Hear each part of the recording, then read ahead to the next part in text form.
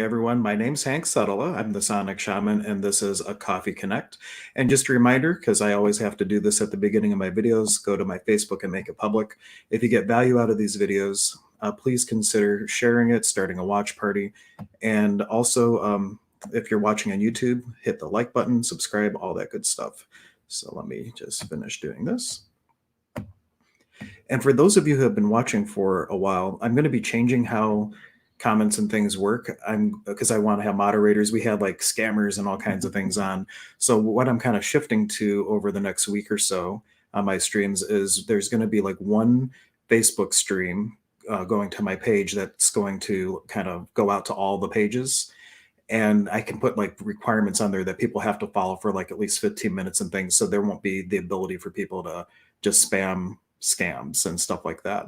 And then the comments that are going to roll through to the studio are going to be from two places. One will be YouTube, and the other will be the Facebook group Emergence of Being.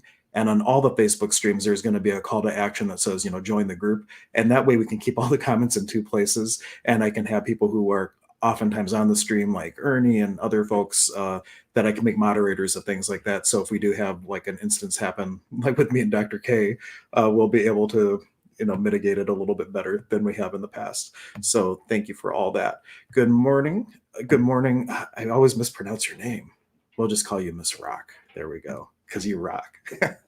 But thank you for being here. And for anyone who hasn't caught it yet, I had this inspiration over a week ago now to do a 12-hour live stream for world peace and possibility. That is on the Emergence of Being YouTube channel. Literally 12 hours and like 16 minutes worth of stream. And every half hour to every hour, I had different guests on, and just phenomenal people that were on there. I learned so much because there was a lot of the people on there were my mentors that agreed to come on and offer their amazing gifts. And because I kind of knew them, I knew the exact right questions to ask to get them to give these little gold nuggets of wisdom and everything. Good morning, Mary Lee. Thank you for joining us.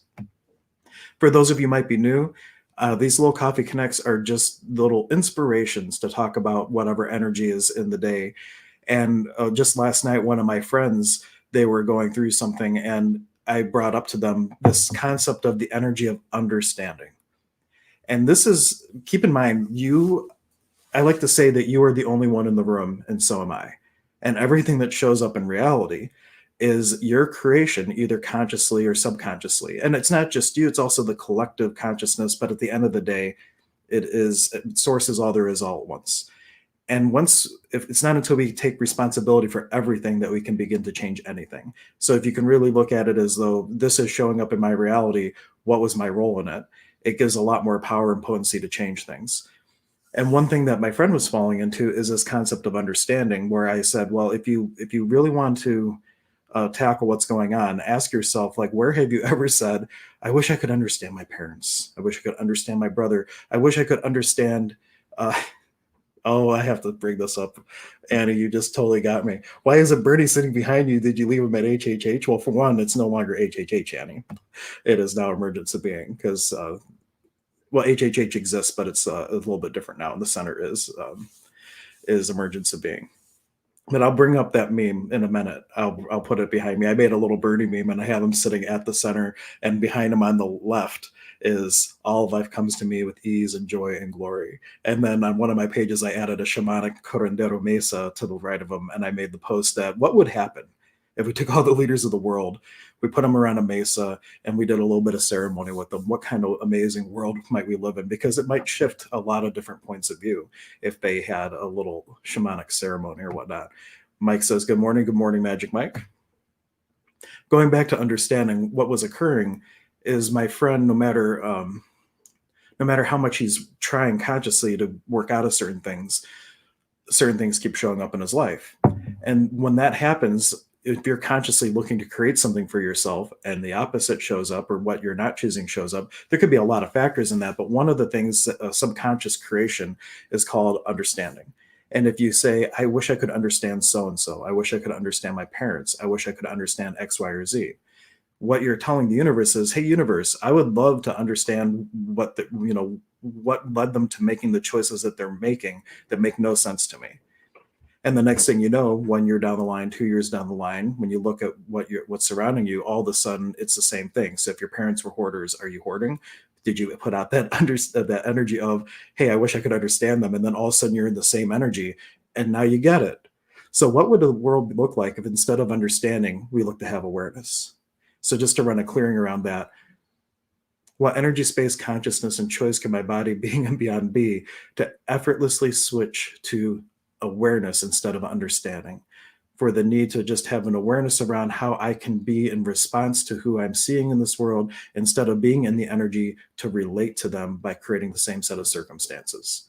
And all that is, I'm willing to destroy and uncreate it. Right and wrong, good and bad, pot and pock, all nine shorts, boys and beyonds. I'm glad I have that on recording. I'm not quite sure if I could say that again if I had to. But for those of you who've never had a clearing statement before, basically it is a two-part process, where one in which you're bringing up an energy that you'd like to step into or that you'd like to change. And the second, what energy is preventing you from stepping in and changing that energy.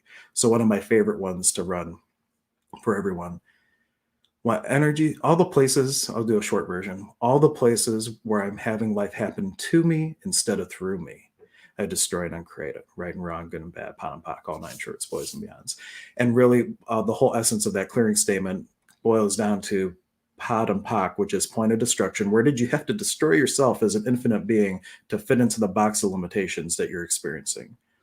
Or point of creation, where did I have to create lies, illusions, and storylines in order to believe that this is the best choice for me?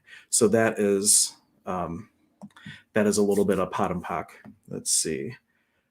And Mrs. Rock says, I love it. Nicole's tuning in too. Thank you. Understanding was my favorite word until right this moment. Yeah. Well, and keep in mind too, we oftentimes will be using a word and the energy underneath the word is authentic. So, like, for example, the word want literally means to lack. In 1943, they changed the definition of words. And the word want, if you think of rich people want for nothing, rich people lack for nothing. And then you say, I want money. What are you saying to the universe? I lack money. And the universe says, okay, you lack money. Here you go. And then you say, why do I lack money? And then the universe gives you another experience of why you lack money. Because there's two really trap words, just like the word understanding can be a trap. But we use it interchangeably with the word desire. So if when you're using the word want in your beingness, you're really telling the universe energetically, I desire this, I'm bringing this to me. It will work because energy trumps the word choice, right? But how many times are we speaking unconsciously? And how many times then is the universe defaulting to, the standard programming of the word instead of your custom coding? That's the way that I would look at that. So though we might use the words energetically a certain way, I'm really big on pick the best word choice that you can. Because in moments that you're operating unconsciously, if you have the habit of using the word choices that carry with it like the collective consciousness energy, then you're in a much better spot than if you just accidentally manifested unconsciously, because unconscious manifestation is like 90 some percent of our creation. So what would it take for us to shift that and to be consciously creating 90 plus percent of the time? That is a wonderful space to be in, truly. And since it is a coffee connect, I got my morning coffee. Let's see. So where do we want to go with that? Well, first, let me ask any questions. See, there's a lot of people watching today, so I really appreciate you tuning in and everything. And if you're watching, I'm streaming to 2 YouTube channels. If you're watching on Emergence of Being, these are typically just on Sonic Shaman, and I'll probably delete it afterwards, but I wanted the stream to go out to both places. So there's 2 YouTube channels that I primarily create content on. One is the Sonic Shaman, and one is Emergence of Being. So Emergence of Being is like you'll find me with a whole bunch of other people, and Sonic Shaman is typically just me. Sometimes I'll have a guest on, but for the most part, it's me just doing my little coffee rants in the morning and see what comes through. And let's see, there was something there. Actually, let me gift you this. This is an amazing prayer. This is the opening prayer that we use at Fellowships of the Spirit, slightly modified. And this is what my teacher would always, Elaine Thomas, would have us use. And the modification is I adapted it slightly. So instead of just being for mediumship, it is also for healing. Oh God, as we open the door to communication and healing in the unity of the Holy Spirit, the great I am presence of the universe. We give thanks for we know that the words spoken and the experience received is full of your grace, love, wisdom, truth, and understanding of the highest. And one that goes beautifully with that is the credo from Rishi's Metaphysical Institute, which is this: it is my desire to sit calmly upon the throne of the temple of my own body, between the two great pillars of positive and negative vibrations, balancing them to the point where I can radiate through my temple of light to all whom I contact the wonderful peace, poise, power, wisdom, love, and harmony of God. Two wonderful things to start any intention with. And notice positive and negative vibration. And maybe that's where I was going with this because I'm choosing to make a connect with that. In shamanism, in my tradition anyway, the Paco Cuna tradition of Peru, we have the principle Hucha and Sami, which simply means heavy and light. And in truth, everything is light. Everything is light. It's the condensed, what they would say in some metaphysical circles that we're frozen light. We're light that is going so slow that it's frozen. And as you start to work on your shadow and it enlightens, that light gets freed up and starts to go into the flow with all that there is. But if we look at things that instead of good and bad, right or wrong, uh, you know, God and Satan, all that stuff, and it really is just, light that's moving and light that's frozen, heavy and light, it totally shifts the perception of everything. Because you can look at someone like a parent situation where you almost want to say that you'd like to understand them and have great compassion because you know that their choices have just led to a place of frozen light. And then the question would be, what energy could I be to create a different possibility for them, or to hold the space for them to create a different possibility for themselves? Because we all know there's nothing that we can do to force anyone to choose anything. However, we can hold the space. And when we start to hold the space instead of try to force a change, what we do is we go from duality to oneality. Because what's one of the rules in duality? For every action, there's an equal and opposite reaction. And no matter how much you try to create change, you're met with this opposition. But if you can be an allowance and in gratitude even of where they're at, because they made 100% the correct choices to bring them to where they're at in that moment. And you can be thankful that, wow, on their path, they got exactly where they need to be. What energy could I now be to hold the space for them to choose a different possibility? I'm not saying they have to, but you're holding the space for them to make the choice. So instead of doing this, now you're like, you're all good. How could I be a contribution to you?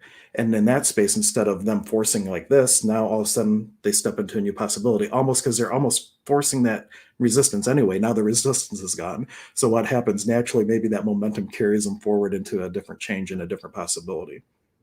It's a pretty cool concept for me. But anyway, what's on your guys' mind? Anything going on? Anything that you'd like me to talk to? I see there's quite a few people watching. Thank you so much for tuning in. And comment wise, I'm going to transition to this new process over the next week, but you'll want to get in the habit of either commenting on the YouTube channels, or there's a Facebook group called Emergence of Being. And if you join that group, you'll comment in there because those comments will bring up. And again, I'm doing this all for down the road, being able to moderate a little bit better because of, a lot more people are watching the stream. So we got attract some interesting people. Let's see. Nicole says, thank you for the awareness of contrast. What I'm hearing you say is that if I want to bring in an experience that aligns with my highest understanding in the world, I would like to understand the idea or experience. If it feels aligned, I would ask for more awareness, or do I simply ask for compassion? I always go to what energy, space, consciousness, and choice could my body, being and beyond, be to have a different possibility around, or an awareness around, or whatever situation it is, other than avoid the word why, because that's a looping question. And then you just sit and be, and you see what energy comes up, because beingness always precedes doingness. And in that way, if you can step into the energy that you like to be, the universe then delivers you opportunities to express the being through doing. Where if, what can I do to understand so-and-so? What could I do to have more compassion? It's always something external. So the question then becomes, what energy, space, consciousness, and choice can my body, being and beyond be? And I say it that way because we are way more than we know. We're way more than a soul. We're way more than a body. We're way more than a being as far as I'm concerned. So by saying it in that way, you're opening up the door to really engaging the totality of your being on all levels of existence, all planes, all lifetimes, all everything, everywhere where you are, astral body, mental body, all that good stuff. To have what energy can my body being and beyond be to create awareness around the situation. So whatever the situation might be or a person might be, and then the awareness might be, oh my goodness, they had a trauma or there was something else or something inside of you resonates.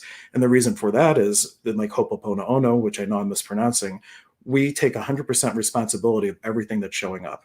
So if someone had just committed suicide, for example, and this is an example I get from Neil Donald Walsh. I was in his Happier Than God workshop back in 2008, and he had someone share a very vulnerable moment. He said, just something really heart touching to you. It could be good, it could be bad, anything. And they shared how a family member had committed suicide. And after they got finished telling the story, Neil looked at all of us. He said, now, why did all of you create that? Yes, he said why, and I would avoid that question. But he was making a point that as if source is all there is all at once, and you're the only one in the room, and so am I, anything that shows up is a creation of your own making in a way, consciously or unconsciously, collectively or individually. It's all created from our contribution into that. So the question becomes, whatever's showing up, what in you is reflecting out for that to even show up in your reality? What in you is being a contribution and influence on what's showing up? Because the awareness that you get, it might be something that's going on in their past, but then the question is, where have I felt like that before? What energy in me that is a slower vibrating light or whatnot is creating and manifesting in the physical world as what's showing up? And then you heal yourself and they heal because you're the only one in the room. So if you can connect the dots between what in me is creating that or contributing to that, and what energy could I be to create something different, a lot of times the answer to that is finding your own hucha, your own heaviness, your own frozen light that can be enlightened and sped up and getting back into the flow. As you heal, everyone heals. And that's really the greatest thing of the healing work is, for me anyway, a lot of healers, they have just done a ton of inner work. And not only that, when something new shows up, they're not running away from it. They look at it head on, like, oh, that's interesting. There's more stuff to deal with. Let me dive in. And because they're always doing their own work, they hold a very unique space that anything can come up in a session, and whatever comes up, they work with, deal with, and move on. Cool, great question. Let's see if I'm going to reread it here and just make sure. I think I covered everything from that question. If I want to bring in an experience that aligns with my highest understanding, highest understanding. So I would just go back to that same question. What energy, space, consciousness, and choice can my body, being, and beyond be to create the greatest possibility and joy in the world and myself with total ease? So that energy comes up for that state of being, and then the universe is just going to deliver experience after experience, allowing you to express that beingness you're doing. And every time something shows up, the thing to say then is, that's amazing. Thank you so much. How does it get any better than this? And the universe says, how does it get any better than this? Well, here's another experience to show you how it gets even better than that. And you create this upward cycle of possibility and expression if you can be in that space and continue to ask questions. And when something negative shows up, the question we would ask in Access is, what's right about this I'm not getting? And then we did that. Let's see. Mary's asking, we can ask that with our situation of pandemic and Trump. With the pandemic and Trump, both, well, one, being gratitude for both. Always a space of gratitude. Both of them, everything is an amazing gift to this world, even if it may not seem like it, or if it goes against our paradigms and our beliefs and all that stuff. At the end of the day, all these things were huge catalysts for change and choice and consciousness on the planet. So thank you to all involved. With the pandemic, my awareness was when I was meditating on it, like back, well, for one, the pandemic is what launched me in doing all this. I was in a class, I don't remember if you were in that, the Spirit Lodge series, Mary, but Zane was doing a Spirit Lodge series, and like right towards the end of that, we had to go virtual. Because of the stay-at-home orders and everything. And at the end of one of the classes where we actually did a Spirit Lodge for calling in the energy of the virus and asking for its unique medicine gift. Like, what do you have for me? What is the medicine that you have for me, so that we don't have to go through, like, the hard the hard way to get the information. And from that, I had this like fleeting thought: start a podcast called Stir Crazy Shamans. And so I started that, and Casey McBride ended up being kind of like a co-host for that. And we were on almost every day, just having fun and talking and creating possibility. And it really got me over this idea of being on video, because I've been inspired to do video for like 10 years. And I would always like record a video, and it wasn't 100% perfect. So I never uploaded it. And live streaming, you get over that really fast, because once it's out, it's done. You can't take it back. But it was this energy that pushed me to make different choices to put myself out in the world. So for me, like, that was a huge bless in the mess from the pandemic. Going a little bit later than that, while I was meditating, I got the spirit told me, we're going to give you an acronym for COVID. And I got my pen and paper, and I started trying to figure it out. And they're like, no, no, just sit there. We'll give it to you. And it was create opportunities via intuiting divinity. And along with that, what if COVID is the world's way of putting a pause to all of humanity, for all of humanity to just sit, me, myself, and my soul, and to wake up, to know, to feel that divine spark within, what we would call the muhukoya in my tradition, to have that little spark resonate, right? And a lot of people, they don't know what it is, but there's so many more people seeking. Goddess Elite, they had like, it's the best year the store's ever done, and they were shut down for a month. And this is also after a fire, and it's really amazing, because she'll have people drive in from a state over just to come to the store and buy things that are helping to promote awareness and more possibility in the world, really. And a place where it's all the different spiritual paths really under one roof, which is really amazing too. Let's see. And with Trump, there is a book it's from Neil Donald Walsh. It's called Little Soul in the Sun. And one of the principles with Neil Donald Walsh is, in the absence of that which you are not, that which you are is not. So in other words, if oneness is all there is, if a source is all there is, you can only know everything conceptually, not experientially. You have to have the illusion of the duality of these polarities of frozen and unfrozen light, however you, Hucha and Sami, whatever you like to look at it, in order to have these experiences. And if in the book, it's a children's book, the little soul's like, I want to go down and I want to experience this and this and this and this. But in order to really know that experientially, someone else has to do this and this and this and this. And who's going to do that for me? And another aspect of divinity says, I'll be that for you. So when we look at things that show up in our world, that's like, oh my goodness, like why is this showing up? Keep in mind, Earth is fourth ray energy. If you look at metaphysics, harmony through conflict. We're in a duality where, in the yin and yang, in the absence of that which you are not, that which you are is not, and we have these apparent opposites. So when the opposite shows up, you can say with true awareness and commitment, thank you so much for showing up, because this exists in the world. I have contrast in order to know who I am on a whole different level. And if we look at it like that, instead of fighting these energies, being an allowance of these energies, it gives space for a different possibility with that too. Because it shows up now, it doesn't mean it has to be here forever. We have the contrast. Now we can have a different possibility. So with all that stuff, pandemic, Trump, or any politician, trust and know too that they're making 100% the right choice based on their point of view. And in that place, you can also go to the spot of, wow, what an amazing existence this other aspect of divinity must have had to make these choices that are so far out of the box for me. And you see, it starts to take the charge off, because instead of fighting it, it's like this space of allowance. And it may not be easy, because we get knocked off our center very easily sometimes when it comes to stuff like that. But when we catch ourselves, the more quickly we can catch ourselves and go to a space of responding instead of reacting, that's when the world is really going to start to shift. And an amazing book, it's called Awaken the Species, also by Neil Donald Walsh. He wrote a fourth book years and years later, after the original trilogy. He woke up at the exact same time, because every day he would wake up at the exact same time and do this channeling work. And there was this fourth book coming through, and it's all about really humanity going from the space of being a human doing into human being. and stepping into our role as what he would call a highly evolved being. Anyway, it's a great book, and I will probably do a little book discussion on it. Nicole was saying, great question. What's right about this I'm not getting? It is a magic question.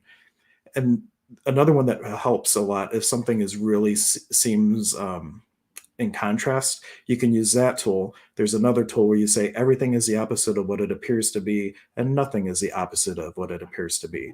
And in this way, you're acknowledging both the oneality and duality around a situation. And by just saying that phrase, they say 10 times, it will take you out of the space of feeling confused and have a little bit more awareness around it. Mike, I'm going to read your comment, but we call Magic Mike for a reason. I think this is one of the more cohesive ones, though. Put a piece of tinsel on the tree. Remember what you put on the tree, and don't believe the florist when he tells you the roses aren't free. Okay, well, thank you, Magic Mike, for your contribution. I have to read that a couple times and see like what's that all about. Put a piece of tinsel on the tree. Remember what you put on the tree, and don't believe the florist when he tells you that the roses are free. Interesting. I would say don't believe anyone. Trust your own knowing, right? Why not trust your own knowing? Let's see. Anything else? Last call for questions. We're coming up on 30 minutes, and I usually try to keep these like to 15, which never happens. So I'll just call it a half-hour stream, right? But any questions, comments, anything else on your minds? Did this help? Does this create more questions? And also a reminder for future comments, we're going to be migrating to commenting in the Facebook group Emergence of Being or on the YouTube channel. And Mike, people like Mike and so maybe even Mary Lee, if she wants, like people who are watching the streams often, will give them moderator privileges and be ready for when we have a lot more people watching. Anything else? No? All right. Well, thank you all for being here. If you want to, a couple things coming up, which I'm just remembering to mention now. Tuesday next week, my teacher Zane is doing a free Zoom doing like an introduction to breath work. It's called The Magic of Breath. And if you go to the website, if you just go to, I have a new domain that I got just to take people to my OneTree link, EOB for Emergence of Being .center. If you go to eob.center, it's going to forward you to my OneTree link, and right on the top it has a thing for the Zoom class, as a thing for the 6-week thing that we're going to be doing, and it has links to all the social media, YouTube channel I'm about to add. But so eob.center is going to take you to all the links. And I think that was it. Oh, tomorrow's Wednesday, right? I think so. Tomorrow night on the Goddess Elite YouTube channel, I'm going to be doing a demonstration of tuning forks. So it's going to be the chakra set that is based on the planetary frequencies. So for those of you, because I know I have a sound healer on, so I can get a little nerdy with it. There's all kinds of different sets for chakras, and you could, like solfeggio is marketed for chakras, soul harmonica is marketed for chakras.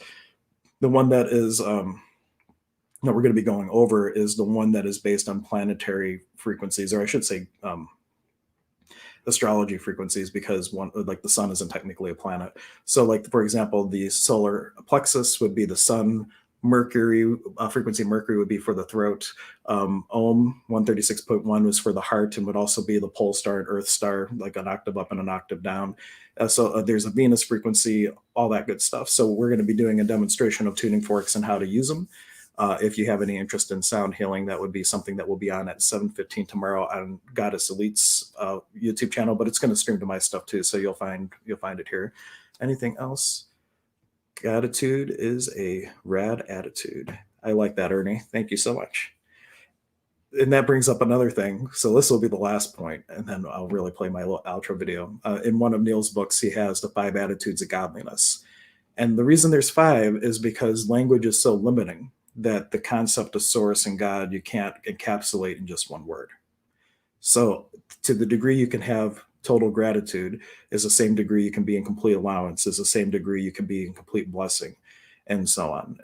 And gratitude is the place to start. You can start with any one of the 5, and I forget the 5. I'll look them up and I'll do a separate stream on them maybe later this week on the 5 attitudes of godliness. But the idea is that you pick one, whichever one feels like it has the greatest ease for you. And you just work on that one. And as you work on that one, it opens up your ability to be all the others.